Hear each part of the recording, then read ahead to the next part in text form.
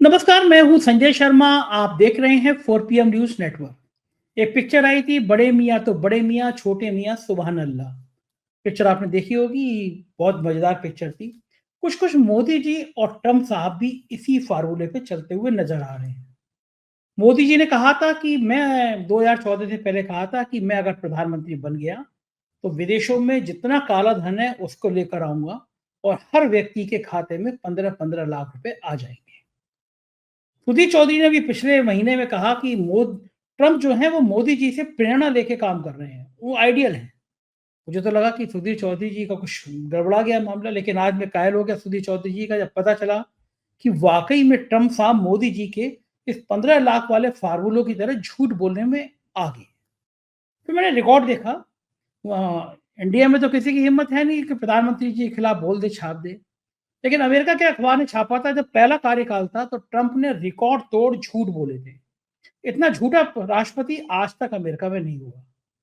अब पिछले 48 घंटे से विवाद हो रहा है। उन्होंने कहा कि एक बहुत बड़ी करोड़ों अरबों रुपए की धनराशि भारत में चुनाव का मत प्रतिशत बढ़ाने के लिए दी गई थी और यहाँ तक बयान दे दिया कि वो मौजूदा सरकार यानी भाजपा सरकार को हटाना चाहते थे बाइडेन।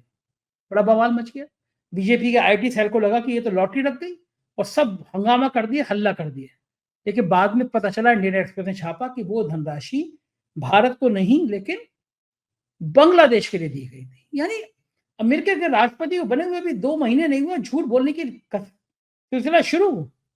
और फिर भारत में भी भाजपा के लोग कम से कम अपनी सरकार से, मोदी जी से पूछ तो लेते कि धनराशि आई है तो कहाँ दी गई है? क्या खेल क्या है इसका? और फिर खेल झूठ का सिलसिला चला तो वो दिल्ली तक जाकर रुका। दिल्ली में प्रधानमंत्री ने कहा था कि बीजेपी की सरकार बनी तो पहली कैबिनेट में भी महिलाओं को 2,500 रुपए मिल जाएँगे। पहली कैबिनेट हो गई, 2,500 रुपए का मामला गायब। ये तमाम बातें मैंने अभय दुबे जी से पूछी। बहुत रोचक बातचीत है, पूरी सुनिएगा, मज़ा आएगा। हम चलते हैं अभय दुबे जी के पास, आपसे इस रिक्वेस्ट के साथ कि चैनल को सब्सक्राइब करना और जॉइन करना ना भूलें। चलिए अभय जी से बात। 4 PM न्यूज़ नेटवर्क में स्वागत है अभय दुबे जी आपका। मैं आज रिपोर्ट देख रहा था और यहाँ तो भारत की गोदी मीडिया में इतनी हिम्मत नहीं है कि वो ऐसी खबर छाप दे, लेकिन अमेरिका के एक अखबार ने खबर छापी कि ट्रम्प जब पहली बार राष्ट्रपति बने थे तो कितनी बार झूठ बोले हो। तो मेरे हुँ। ख्याल से हमको लगता था हमारे विश्वगुरु प्रधानमंत्री जी झूठ बोलते हैं, लेकिन ट्रम्प तो उनके भी चाचा निकले। इतना इतना बार जिक्र था कि ट्रम्प ने इतनी बार झूठ बोला है, इतनी बार झूठ बोला है कि झूठ भी शर्मिंदा हो जाए। अब ताज़ा मामला हुआ, बड़े ऐलान से कर दिया कि अमेरिका जो है भारत में सरकार बदलवाना चाहता था। इशारा था कि कांग्रेस की तरफ सपोर्ट करना चाहता था पहले अमेरिका। बाइडेन से वो अपना हिसाब-किताब बराबर कर रहे थे। लेकिन इंडियन एक्सप्रेस में पता चला कि साहब ये भारत की नहीं थी सहायता राशि, ये तो बांग्लादेश की थी। तो ऐसा तो नहीं होता था कि अमेरिका का राष्ट्रपति इतना कम पढ़ा-लिखा हो या उसके पास इतनी जानकारी भी ना हो कि ये इतनी बड़ी धनराशि भारत को दी गई या बांग्लादेश को दी गई। एक तरफ आप मोदी जी की बेइज्जती कर रहे हो। क्या ट्रम्प को पता नहीं था कि हथकड़ी और बेड़ी लगा के अगर भेजोगे तो बेइज्जती किसकी होगी? दूसरी तरफ मोदी जी को खुश करने के लिए, कांग्रेस को बदनाम करने के लिए एक झूठी बात फैला दे रहे हो कि साहब भारत को दिया गया था, पता चला कि बांग्लादेश को दिया गया था। ट्रम्प का क्या मानसिक संतुलन गड़बड़ा गया है? क्या इसके पीछे योजना क्या थी? क्या लगता है? और बीजेपी ने, हाँ, एक चीज़ और, बीजेपी की भी ट्रोल आर्मी ने बिल्कुल सुबह से आफत काट दिया, अमित मालवीय से लेके सबने, कि देखो अब तो पता चल गया कि राहुल गांधी अमेरिका के एजेंट थे और ये थे वो थे। उन्होंने नहीं सोचा कि सरकार उनके, तुम ही मालूम कर लो पैसा तुम्हारे खाते में आया, किसके खाते में गया। एक लंबी चौड़ी फजियत, और शाम तक होते होते इंडियन एक्सप्रेस की खबर से उल्टी बीजेपी की फजियत। क्या मानना है आपका? देखिए जिस दिन से भारतीय जनता पार्टी ने बहुमत खोया है, उस दिन से एक थीसिस बहुत चुपचाप चलाई जा रही है और ट्रम्प के इस वक्तव्य से और एलन मस्क के इस वक्तव्य से कि हम इतने 21 मिलियन वाले वक्तव्य से इस ये थीसिस को फिर से भड़का कर सामने लाया गया है। वो थीसिस क्या है? ये पहले दिन सुन रहा हूँ। 4 जून को फैसला आया था, उसके बाद से मैं सुन रहा हूँ कि कोई अंतर्राष्ट्रीय साजिश है जिसकी वजह से मोदी के वोट कम हो गए। एक अंतर्राष्ट्रीय साजिश है, इसकी वजह से मोदी के वोट कम हो गए और इनको हराने की कोशिश की गई थी, पूरी तरह कामयाब नहीं हो पाई। लेकिन एक सीमा तक ये साजिश कामयाब हुई है, इसलिए मोदी जी बहुमत खो बैठे। अगर वो साजिश नहीं होती तो मोदी जी को पूरा बहुमत प्राप्त होता। ये जो कॉन्स्पिरेसी थियरी चलाई जा रही है, इस कॉन्स्पिरेसी थियरी को ट्रंप के इस वक्तव्य से बल मिला कि ये जो वोटिंग परसेंटेज बढ़ाने के लिए जो रुपया दिया, जो डॉलर दिए गए थे, अमेरिका ने जो खर्च किए थे डॉलर, ये डॉलर दरअसल मोदी सरकार को गिराने के लिए थे, किसी और को चुनाव जितवाने के लिए थे, उसने बल मिला। अच्छा, अब इसमें बहुत सारे इसमें जैसे कहते नहीं, बहुत सारा लोचा है, बहुत सारे इसमें छेद हैं, बहुत सारे होल हैं। सबसे पहला होल तो ये है कि क्या ये डॉलर खर्च हो गए? अगर ये डॉलर खर्च कर दिए गए तो फिर एलन मस्क ने रोक किस चीज के ऊपर लगाई है? अगर ये 21 मिलियन डॉलर खर्च कर दिए गए तो फिर रोक किस चीज पे लगाई गई है? और अगर खर्च नहीं किए गए, यानी बचा लिए गए, तो फिर हंगामा किस बात का है? फिर तो वो दरअसल अगर कोई उनके पीछे कोई साजिशन मकसद था, अब इस बात की स्पष्टता हो ही नहीं रही है कि वो 21 मिलियन डॉलर खर्च कर दिए गए या बचा लिए गए, या उसका एक हिस्सा खर्च किया गया या दूसरा हिस्सा बचा लिया गया। इसी बात से पूरा शक होता है कि इस मामले में कितना गड़बड़ झाला है। अब जरा सोचने की जरूरत है कि जो एफिशिएंसी सरकार की किफायतशारी करने के लिए जो कमीशन बनाया गया है, जिसके मुखिया एलन मस्क हैं, जिनको जिम्मेदारी दी गई है कि वो $2 ट्रिलियन बचाएंगे। यानी एलन मस्क की जिम्मेदारी क्या है कि वो $2 खरब बचाएंगे। $2 खरब जो अमेरिका फालतू में खर्च कर देता है और नाकारा किस्म के अफसरों की तनख्वाहों पर खर्च कर देता है, नाकारा किस्म की ब्यूरोक्रेसी की तनख्वाहों पे और उनके वेतन भत्तों के ऊपर खर्च कर देता है, वो बचाएंगे।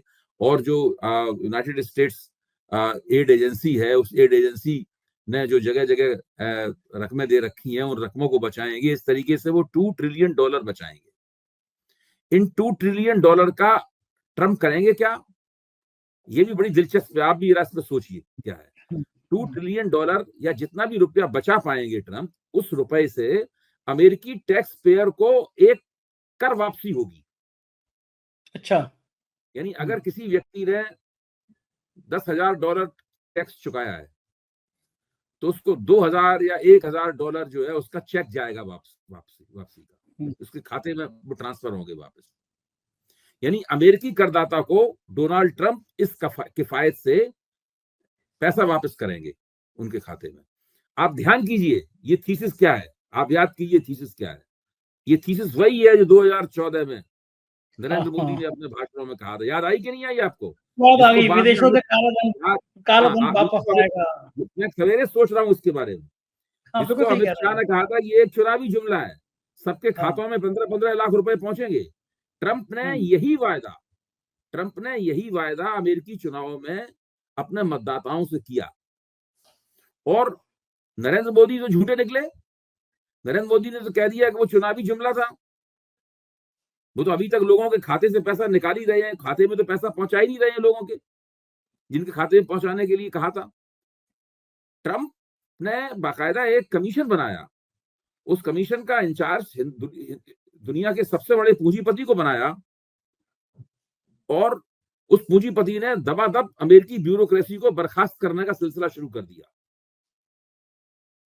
और अभी तक माना जाता है कि उसने ट्रिलियंस तो नहीं, लेकिन उसने लाखों डॉलर बचत कर ली है, उसने किसी तरीके से भी की हो। और अब ट्रंप ने ऐलान किया है कि इस जो बचत हुई है उसका 20% वो अमेरिकी टैक्स पेयर को उसने जो कर दे चुका है उस कर की वो वापसी में खर्च करेंगे। जो 20% होगा, जो डेट यानी अमेरिका ने जो कर्ज ले रखा है, वो उसकी अपनी बैलेंस शीट अमेरिका ठीक करेगा, यानी 20% कर्ज चुका देगा। इस तरीके से उसको उन्होंने बांटा है कि हम इस पैसे को कहां कैसे किस तरीके से खर्च करेंगे। तो ट्रंप भी खुद पूंजीपति है, वो बिजनेस चलाना जानते हैं, उनको पैसे के महत्व को पता है, और वो उनकी जो योजना है कितनी भी 30 मारखाई किस्म की क्यों ना लगे, लेकिन ये मानना पड़ेगा कि कितनी भी बड़बोले हों, ये मानना पड़ेगा कि वो उसको लागू करने के लिए कुछ कोशिश कर रहे हैं। उनके पास कोई योजना है, कोई दिमाग है। भले हो सकता है वो फ्लॉप हो जाए बाद में, भले हो सकता है कि हम सब लोग उनका मजाक उड़ाएं। अब आप इसकी नरेंद्र मोदी ने जो ऐलान किया था उससे तुलना कीजिए। सही बात है, बिल्कुल सही बात है। नरेंद्र मोदी ने तो बिल्कुल झूठा वायदा लोगों को थमा दिया और बड़ी निर्लज्जता से बाद में कह दिया कि वो तो एक चुनावी चुनावी जुमला था, अब आप जो करते बने तो कर लीजिए, उनका कुछ नहीं कर सकते अब आप उनका। तो ये दोनों बातों में ये फर्क है। अच्छा, अब जहां तक सवाल होता है उस कॉन्स्पिरेसी थियरी का कि भारत में कांग्रेस को जिताने, जब कहा जाता है कि किसी और को जिताने का सीधा मतलब कांग्रेस को जिताना, जब कांग्रेस को जिताने के लिए पैसे खर्च करने का सवाल है, तो उसमें अभी तक ये नहीं स्पष्ट हो पाया, ऐसा कि मैंने पहले ही कहा कि भाई वो रुपया किसको मिला, वो खर्च हुआ कि बचा लिया गया। अगर खर्च हो गया तो बचाने का दावा क्यों किया जा रहा है, और अगर बचाने का दावा किया जा रहा है तो वो खर्च कैसे हो गया। इसका सीधा मतलब है कि पूरी थीसिस में बड़े जबरदस्त किस्म के झोल हैं, और इन झोलों को भारतीय जनता पार्टी भी समझती है, क्योंकि वो पिछली थीसिस जो गुपचुप चलाई जा रही थी, मेरे भी कान में उस वक्त कई लोगों ने फूंका था कि ये तो अमेरिका की साजिश लग रही है, बाइडेन भारत के खिलाफ है, इस प्रकार की बातें की जा रही थी। लेकिन इस पूरी चर्चा में अब देखिए, अभी ट्रंप ने ये बात कही है, लेकिन ट्रंप इस बात को लेके, अच्छा, ट्रंप ने एक और बात इसके साथ कही है कि इतना ही नहीं, और भी ज्यादा पैसा भारत को पहुंचा है। ट्रंप ने कहा है कि पैसा इतना ही नहीं पहुंचा, $21 मिलियन ही नहीं पहुंचा है, बल्कि और भी ज्यादा भारत को पैसा पहुंचा है। यानी उन्होंने बिल्कुल दिखा दिया कि किस तरीके से वो एक कॉन्स्पिरेसी थियरी खेल रहे हैं। पूरा गेम जो है ना, वो एक कॉन्स्पिरेसी थियरी गेम है। इसके इर्द गिर्द कुछ दिन तक राजनीति होगी और उसके बाद ये चीज ठंडी हो जाएगी। अच्छा, वैसे मैं तो हो गया है कि $21 मिलियन न भारत में खर्च किया गया है, न भारत की किसी संस्था को दिया गया है, न भारत को देने का इसका मकसद था। ये बांग्लादेश में शेख हसीना की सरकार गिराने के लिए जो छात्र आंदोलन भड़काया गया वहां पर, उस छात्र आंदोलन को भड़काने के लिए ये डॉलर खर्च किए गए, ये स्पष्ट है। और ये पूरा दावा कि हमने इसे रोक दिया है, हमने बचा लिया है पैसा, ये दावा भी गलत है। तो इसमें पूरे मसले में बहुत सारे झोल है। अच्छा, वैसे बताऊं मैं आपको, मैं सुधीर चौधरी जी की पत्रकारिता का आलोचक रहा हूँ, क्रिटिसाइज करता हूँ, लेकिन आज पहली बार मेरे दिल में सम्मान बढ़ गया। उन्होंने एक शो किया था कि भाई ट्रंप जो है वो मोदी जी का अनुसरण करते हैं, मोदी जी ने जो वादा किया वही ट्रंप करते हैं। आज आपकी बातों से लगा कि सुधीर चौधरी कितनी जगह सही थे कि मोदी जी ने फर्जी बात कही कि खातों में पैसा आ जाएगा, और ट्रंप ने भी वही बात कही। तो आज मुझे लगा कि सुधीर चौधरी का ज्ञान बहुत बढ़िया, इसीलिए शायद पत्रकार ने ट्वीट किया है कि सुधीर चौधरी अब बहुत जल्दी दूरदर्शन में जा रहे हैं 14 करोड़ के पैकेज पे। जब इतनी ज्ञान की बातें रखेंगे वो, तो नेचुरली बड़े पैकेज पे जाएंगे। लेकिन क्या भारत की एजेंसी भारतीय जनता पार्टी, जो ये कौआ कान ले गया की कहानी पे चलने लगे बीजेपी के टोल हाथ, इनको ये नहीं पता था कि लोग कहेंगे सरकार आपकी है, 24 घंटे भी नहीं, 1 घंटा लगेगा, 10 मिनट लगेंगे, बटन दबा देंगे, पता चल जाएगा कि अमेरिका से पैसा कहाँ आया, वो अभय जी के पास गया, वो संजय शर्मा के पास में गया, ये काले कौए के पास में गया। वो तो कितनी देर लगती है। लेकिन बीजेपी के लोग हमला तो करते रहे, बताया नहीं कि भारत में अगर पैसा आया तो कहाँ गया, और ये समझ में नहीं आया कि पोल तो खुल ही जाएगी, कांग्रेस का श्वेत पत्र ले आइए, बता दीजिए किसको पैसा गया। और जिस अगर बीजेपी को पहले से पता था तो वो इस बात का इंतजार क्यों कर रहे थे कि एलन मस्क की घोषणा करें? उसके बाद ही हम कहें, उसके बाद ही हम भी कहें भाई चुनाव हारे हुए तो काफी दिन हो गए। हाँ, और क्या। अगर वास्तव में किसी विदेशी ताकत के प्रभाव में उनके वोट कम हुए थे तो उन्हें तुरंत ही कहना चाहिए था ना, फौरन कहना चाहिए था। भाई उन्होंने ये कहा कि कांग्रेस ने दलितों और ओबीसी के बीच में झूठा प्रचार किया कि हम संविधान बदलना चाहते हैं। ये उनका बचाव था ना मुख्य तौर पर। इसी के साथ तो ये भी कह सकते थे कांग्रेस ने झूठा प्रचार भी किया और अमेरिका से मदद भी ली। अगर वो ये कहते तुरंत, हाँ, ये क्यों नहीं कहा उन्होंने अभी तक? तभी इनको, अमित मालवीय हो या कोई भी हो, इनको तभी अकल क्यों आई जबकि उन्होंने देखा कि ट्रंप ये कह रहे हैं और एलन मस्क ये कह रहे हैं। सही बात है, बिल्कुल सही बात है। तभी कल क्यों आई। लेकिन ये तो बीजेपी की और फजीयत हो गई, मजाक ही उड़ गई सुबह से कि पैसा बांग्लादेश को और यहाँ पे बीजेपी कह रही है हमारे देश को। देखिए, इस तरह की बातें केवल लोगों का तात्कालिक मनोरंजन करती हैं। सामान्य मतदाता भी इन बातों पर मुस्कुरा देता है। उसके लिए इसी तरह की बात है कि फलानी जगह एक आदमी बैठा हुआ है, वो फूंक मार देता है तो ये हो जाता है, वो हो जाता है। इस प्रकार की जो बातें, चर्चाएं चलती रहती है ना, ये इसी टाइप की चर्चा है। ये बहुत ही गैर गंभीर किस्म की राजनीति है, बहुत ही गैर गंभीर बहस है, और इसको लोग केवल हंस के टाल देते हैं। इसका कोई लोगों के मानस के ऊपर कोई भी असर नहीं पड़ता। एक जमाना था, आपको ध्यान होगा जब पीलू मोदी सांसद थे तो एक जमाना हुआ करता था जबकि बात बात में लोगों पर सीआईए के एजेंट होने का आरोप लगाया जाता था। तो पीलू मोदी ने क्या किया कि उन्होंने एक तख्ती बनवाई, बहुत मशहूर बात है, मैं अखबार में इसकी तस्वीर भी छपी थी, और उस पर लिख लिया उन्होंने, I am a CIA agent. उस तख्ती को उन्होंने पहना और पहन के वो संसद में गए पीलू मोदी। बहुत ही दिलचस्प आदमी थे, उनका बड़ा जिसे कहते नहीं कि मजाकिया स्वभाव था उनका। और बड़ी मजाकिया टिप्पणी किया करते थे, सटीक किस्म की, हाजिर जवाबी बहुत थी उनके अंदर है। तो वो पहन के गए जब Pilu Modi, I'm CIA agent, वो आज तक मशहूर है। उसके बाद लोगों ने एक दूसरे को सीआईए एजेंट कहने का आरोप लगाना बंद कर दिया। हाँ, सही बात है। तो खुद ही पट्टी डालोगे तो फिर कौन कहेगा, क्या कहेगा? जब झूठे आश्वासनों की बात आई तो एक आश्वासन दिल्ली का भी याद आया मुझे।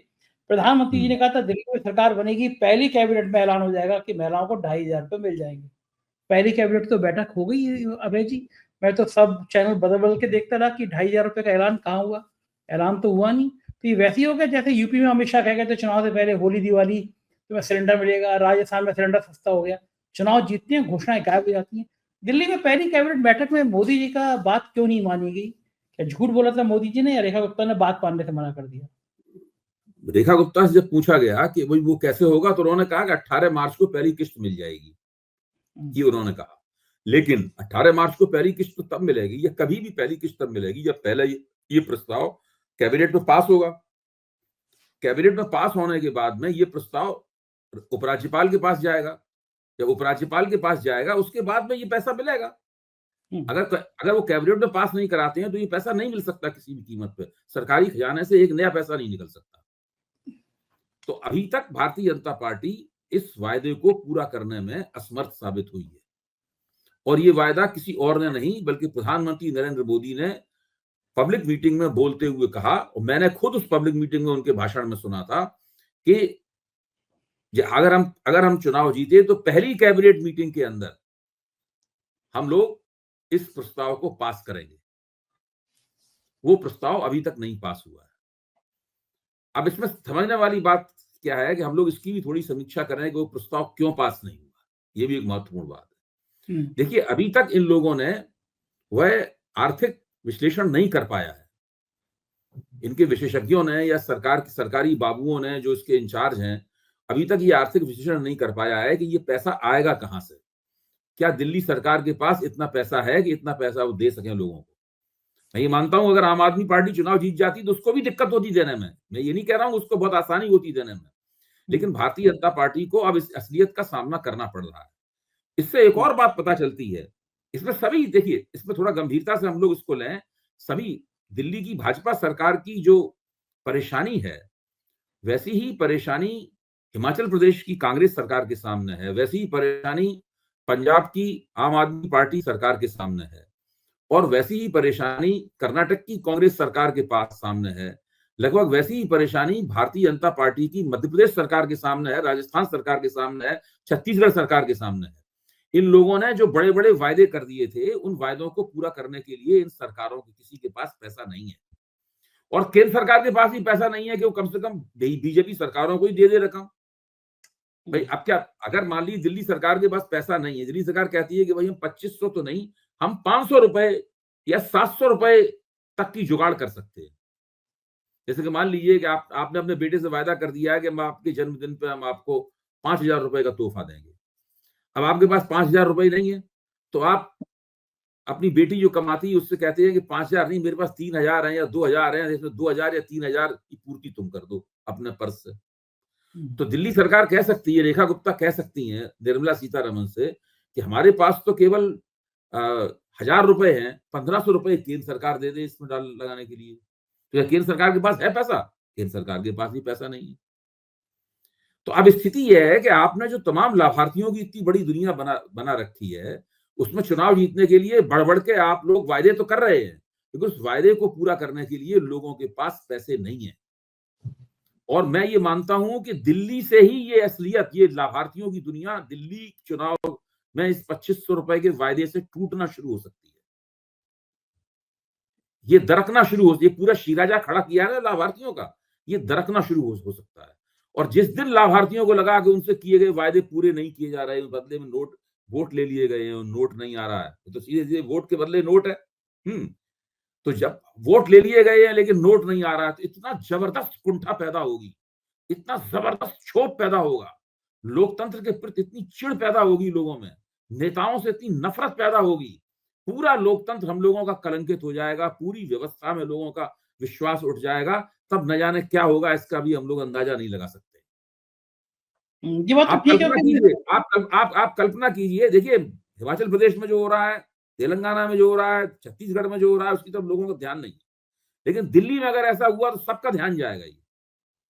हाँ, ठीक बात है, लोग और विरोध उसके करेंगे। बाद में बहुत हाय-तौबा मचेगी। आतिशी ने पहले दिन से आतिशी इस बात को जानती थी, मुख्यमंत्री रह चुकी हैं, वो जानती थी।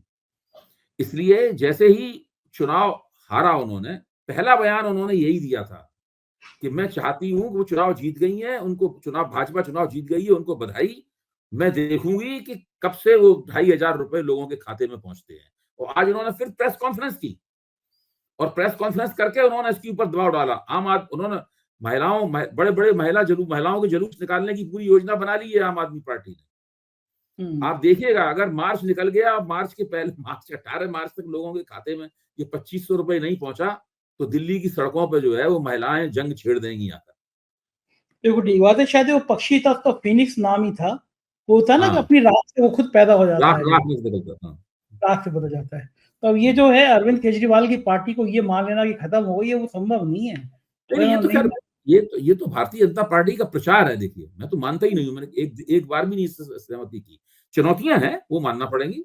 कोई पार्टी इतना बड़ा चुनाव हार जाती है, सामने चुनौतियां आती हैं, निराशा पैदा होती है, मनोबल भी कुछ गिरता है, वो सब है। और जो मैदान छोड़ के चला जाए वो किस बात का नेता है?